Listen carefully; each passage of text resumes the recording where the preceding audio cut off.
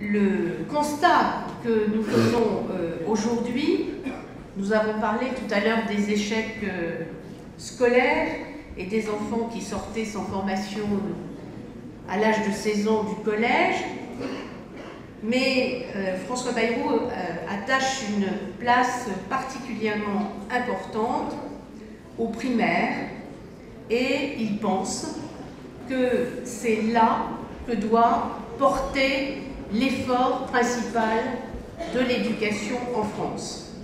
Vous savez que 300 000 élèves sortent chaque année du primaire sans maîtrise de ce qu'on appelle les fondamentaux ou avec de grosses lacunes, de grosses faiblesses.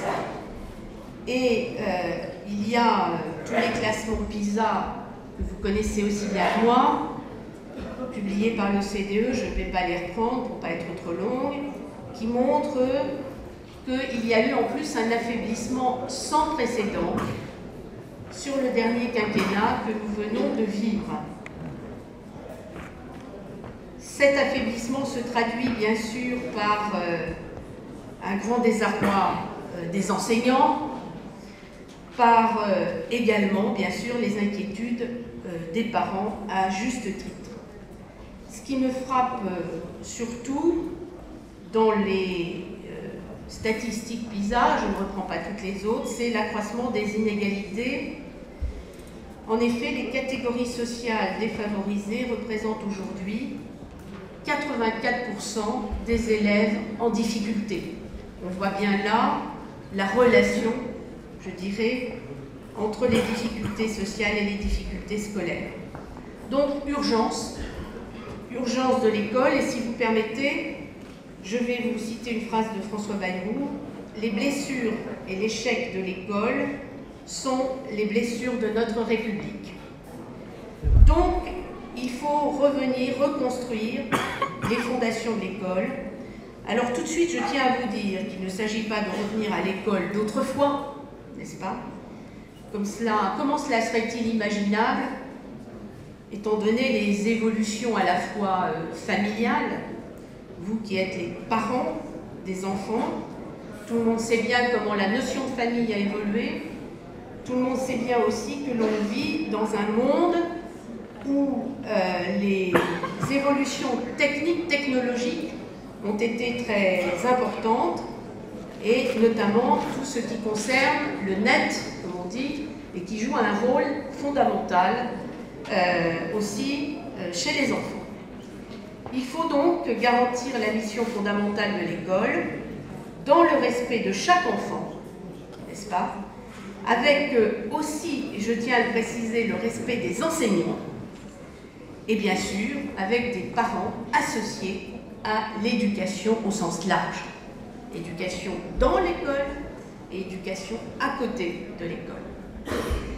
La première des choses que François Bayrou dit, c'est qu'il faut agir sur le primaire. Il faut véritablement faire en sorte que l'école primaire redevienne une école d'excellence. On a en effet, comme vous le savez, décalé de plus en plus les apprentissages.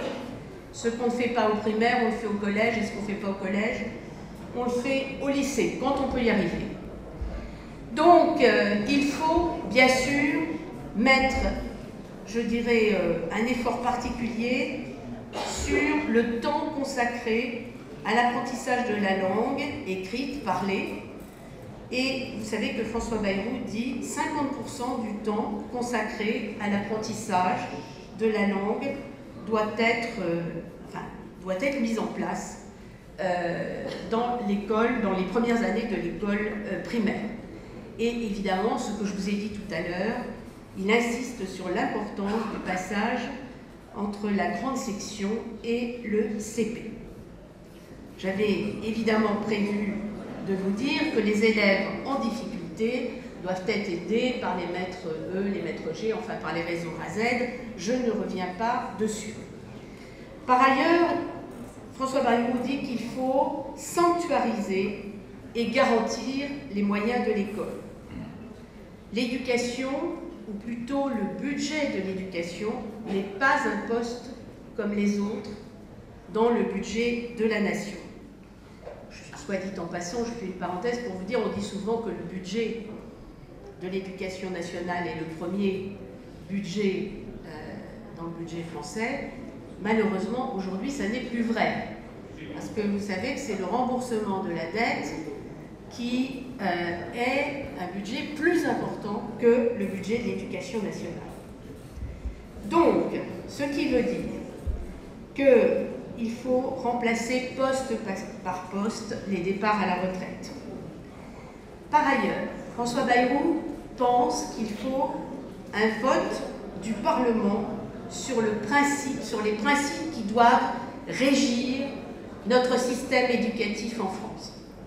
Comme vous le savez, je suis parlementaire et je vais vous dire un truc qui va peut-être vous surprendre, mais on ne parle jamais d'école au Parlement. Jamais. Le seul moment où on parle de l'école, c'est quand on parle du budget et qu'on arrive au budget de l'éducation nationale et qu'on dit, et d'ailleurs on dit depuis 5 ans, c'est moins. Alors là, il y a quelques discours qui sont faits sur l'éducation nationale, mais nous n'avons jamais de grand débat sur l'éducation nationale. Alors qu'on ne s'y trompe pas, hein, c'est pas au Parlement de faire les programmes, je le dis tout de suite parce que j'ai vu ici et là des craintes quand François Bayrou a parlé d'un débat à l'éducation, au Parlement sur l'éducation nationale. Moi, je crois que ce serait vraiment une très bonne chose qu'on débatte sur les principes de l'éducation nationale, n'est-ce pas? Et c'est quelque chose qui, à mon avis, enrichirait à la fois la place de l'éducation nationale dans la nation et qui permettrait un vrai contrat entre la représentation parlementaire et la nation. Nous sommes très favorables à cela, comme il peut y avoir eu des débats très importants sur le plan sociétal au Parlement. Je ne sais pas, si je vous dis Badinter, tout le monde pense immédiatement à la peine de mort.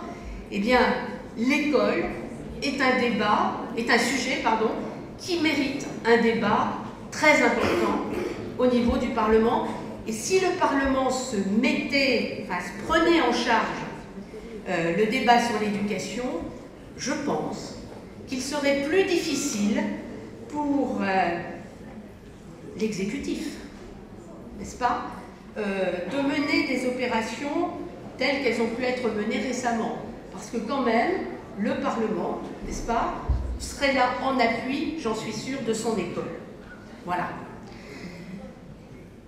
Autre point très important, bien évidemment, vous me dites quand je dois arrêter, hein, autre point très important, c'est bien sûr la formation des enseignants. Nous pensons, n'est-ce pas, que le métier d'enseignant a été très porté à mal, je dirais. Et vous savez qu'aujourd'hui, on fait face à une double crise.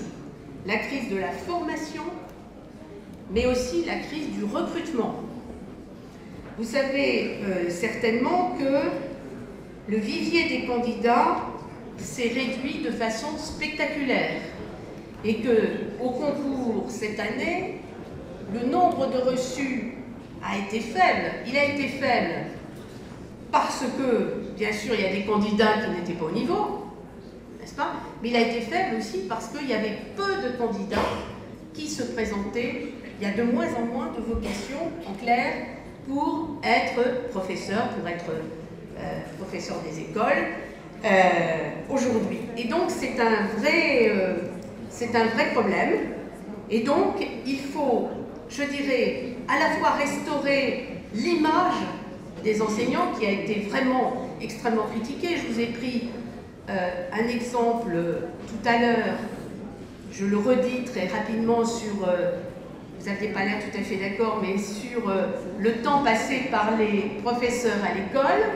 Bon, alors peut-être qu'il y en a qui peuvent, c'est comme dans tout système, hein, il y a des gens qui sont extrêmement présents et d'autres moins, mais il est évident qu'il faut redonner à la fois les moyens aux professeurs de se former, mais il faut aussi, alors formation, je suis d'accord avec vous sur vos fiches, formation en alternance, formation générale, tout ça, on est absolument d'accord, et tout ce qui a été fait par le président de la République actuelle est quelque chose que nous avons absolument dénoncé, n'est-ce pas, en permanence.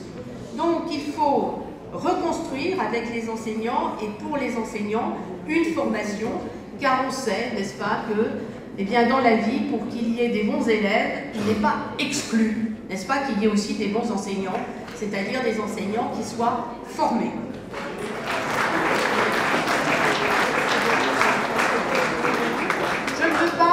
Je ne veux pas éluder les salaires des enseignants. Non, mais on ne peut pas en parler. Il vous reste une minute si nous voulons maintenir l'équité entre les différents candidats. Je veux le faire parce que personne n'en parle. Alors, le salaire des enseignants n'est pas absolument réjouissant. On sait qu'ils sont inférieurs à la plupart des salaires des enseignants des pays de l'Europe. Et François Bayrou l'a dit très clairement, les moyens actuels ne lui permettent pas de promettre une augmentation du salaire des enseignants jusqu'en 2016. Je dis bien jusqu'en 2016. Après, c'est-à-dire l'équilibre des finances publiques revenues, il faudra bien sûr faire en sorte que les enseignants aient une augmentation de leur salaire. Je voudrais bien sûr, parce que je ne peux pas ne pas le faire sur les rythmes scolaires, bien sûr nous savons tous que l'école française est l'école où on travaille le moins de jours et où il y a le plus d'heures de cours. Donc nous sommes, oui monsieur, j'ai vu que c'était la fin. Merci. Nous sommes pour une école qui dure plus longtemps sur la semaine et un nombre d'heures qui soit moins long. Nous pensons qu'il faut, comme vous, on avait dit 30 heures, vous dites 28 heures. Nous sommes tout à fait d'accord avec vos propositions. Nous disons aussi, alors je ne vais pas revenir sur l'année, etc., nous disons aussi, et je termine par cela, qu'au-delà de ce que je viens de dire, n'est-ce pas, l'école doit être aussi une école ouverte sur la société. Une école ouverte, bien sûr, aux parents. C'est ce que vous demandez depuis toujours. Et où les parents participent de façon active.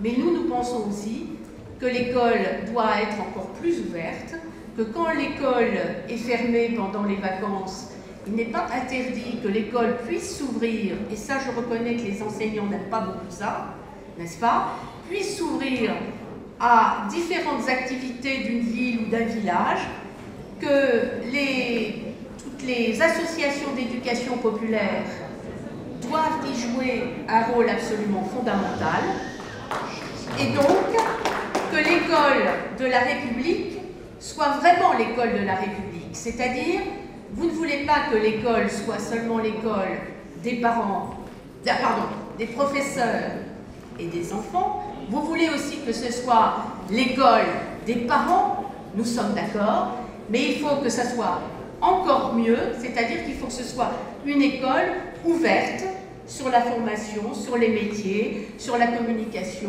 c'est-à-dire une école qui vit au cœur de la République. Je vous remercie. J'ai fini, monsieur.